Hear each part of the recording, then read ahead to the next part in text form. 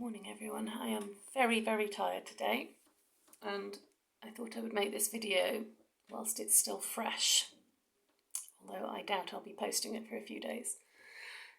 This is to do with sleeplessness, insomnia, which is so common amongst neurodivergent people because quite often our bodies are on a different schedule than the 24-hour clock.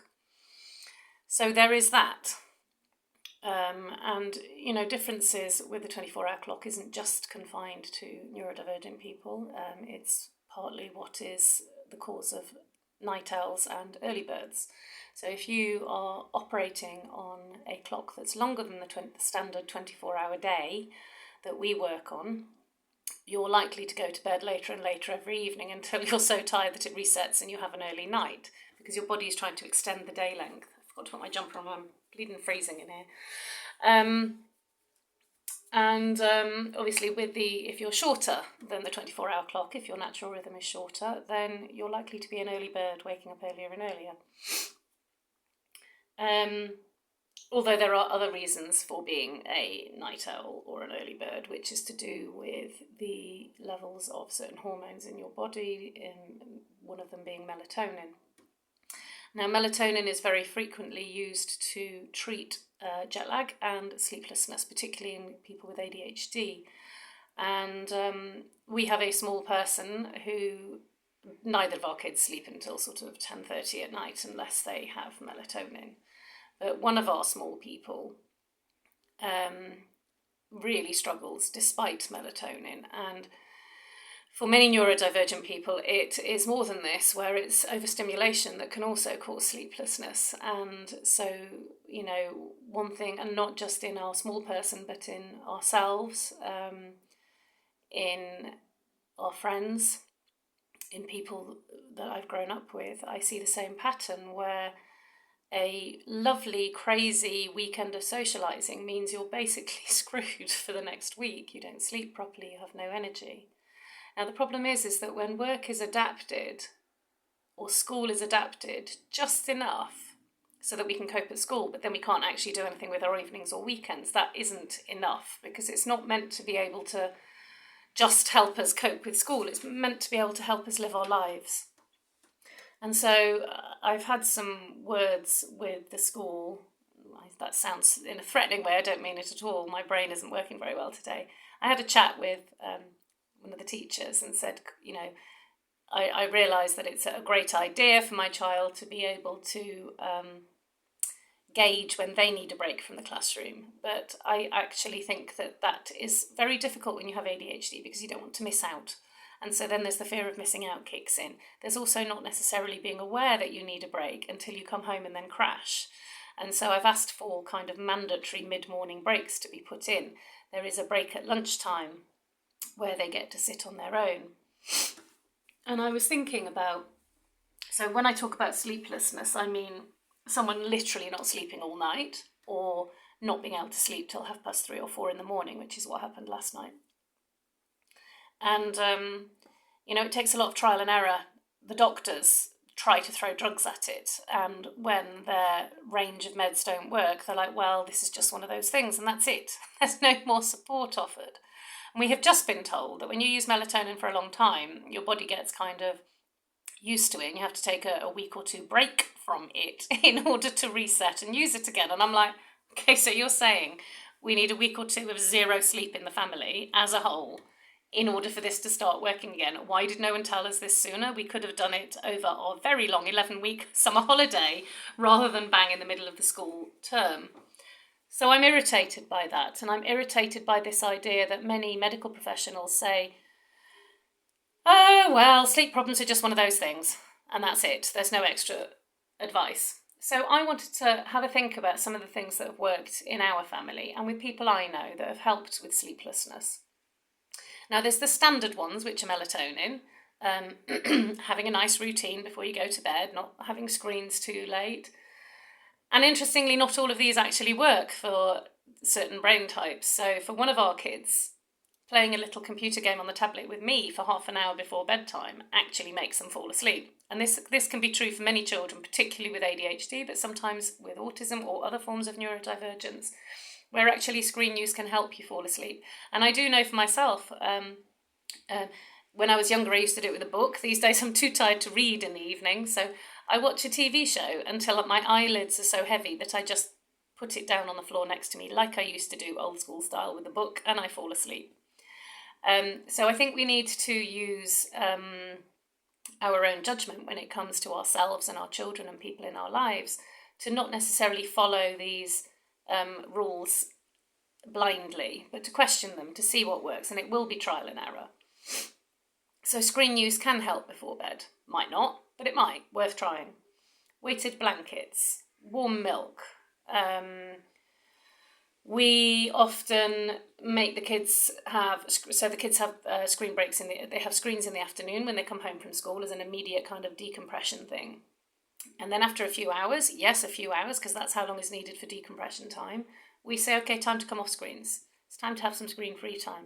And then just before bed, we will, for half an hour to an hour, we will watch funny YouTube videos together as a family, sitting on the sofa whilst the kids get ready for bed, where they have like warm milk or melatonin or whatever is needed before bedtime.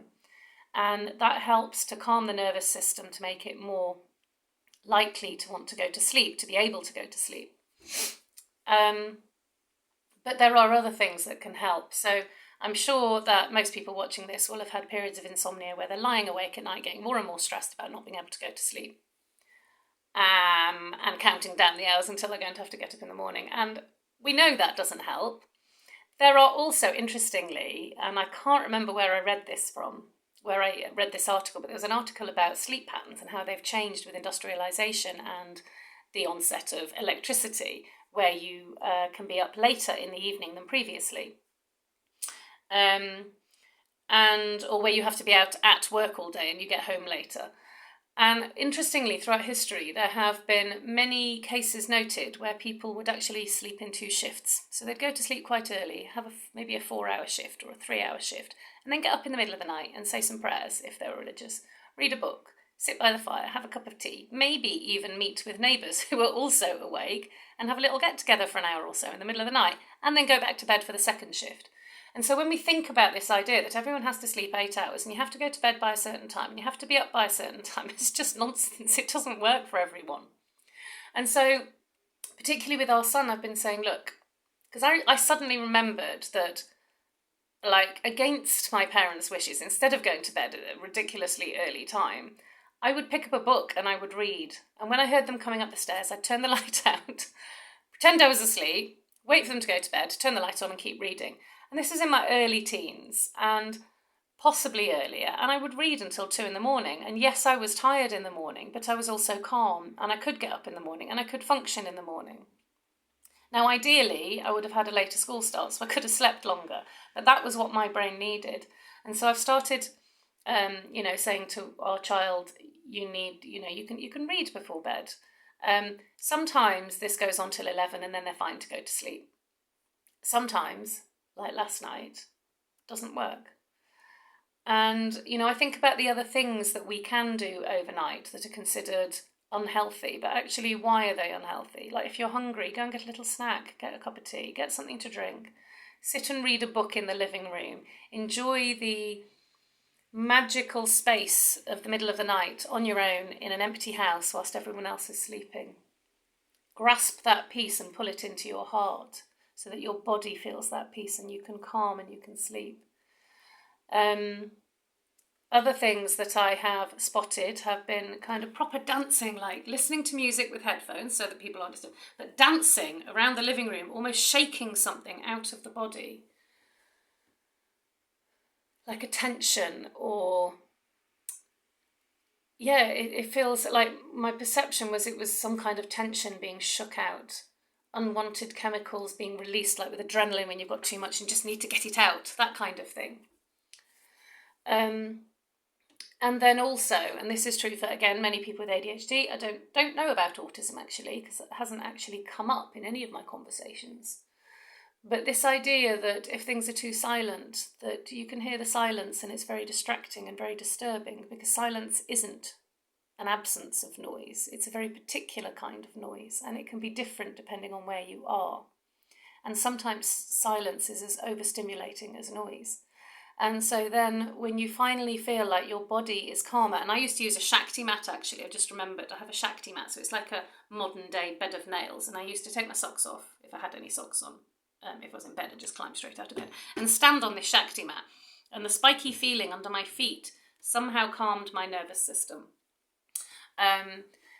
But yes, white noise. If you can't bear the sound of silence, white noise or pink noise or whatever colour you choose, or music or some kind of meditation. For me, I do find that sleeping with my bedroom window open, which obviously I can't do when it's -15, but I can right now, makes me sleep so much more peacefully. And I'm sure that it's a combination of the cooler air, but also the sounds of outdoor silence as opposed to indoor silence. So I can hear traffic in the distance, I can hear the wind in the leaves, I can hear the odd animal scrabbling around or the odd bird as they potter around or start to squawk. And there's a different kind of background noise than there is in a shut house with windows closed. And it's a sound that I find much more soothing and more tolerable. I hate the sound of a silent house at night. It's just, the silence is deafening, and I don't know whether that resonates for many of you. So if you also, as a parent, have children that struggle with sleep, have a think about some of these alternative ways of helping them support themselves at night. Give them freedom to make choices in the middle of the night. And yes, we have to check on them every so often, and we make it clear that they can, come and wake us if they need to, and we make it as safe as possible. But as adults, we find sleeplessness and insomnia hard. And it's so much harder for kids who have a lot less control and freedom over their sleeping patterns and their daytime patterns. When sleep is due to overstimulation, sometimes it can help to think about preventative ways. So, for example, there are so many adults I know who use gaming, mostly men, but women too, who use gaming as a way to decompress after a hard day's work or a day at school or college or whatever. And gaming is really, really valuable for that, because it's a world you can enter into where you have complete control over what stimulation enters your mind. And there will be games that are more suitable and less suitable for this particular purpose. So it is definitely worth assessing which ones work best for different moods and different needs. But also there's, a thought that came into my head was the idea of just, if you've had a really busy weekend, one possibility is just going and driving to a hill, sitting on top of a hill, walking to a hill, walking to a lake, sitting by a lake. Just have an hour of peace where there's no demands on you, and you can, I know it sounds a bit corny, but you can become one with nature, which is essentially what we are, and we so often forget that connection. So I would very much welcome any comments on this, what you do to decrease your overstimulation. Another thought, yes, weighted blankets, really, really commonly suggested by the medical professionals, can help, doesn't always. And we have found that far heavier weights than what is recommended are necessary. the weights recommended just don't make a blind bit of difference. So I would really welcome any of your thoughts in the comments below, wherever I have posted this. Let me know what you do, and maybe we can compile, maybe I can put together another video with everyone else's tips if there's enough. I think it's really important that we share this kind of information, because if the medical professionals can't share it with us, then we need to figure it out for ourselves and share it together so that we can support each other and that we can find the solutions that we need with less stress than having to do this all on our own. I wish you all a good day. Sending you big hugs today, actually. Maybe that's more my need than yours, but I hope you have a good day.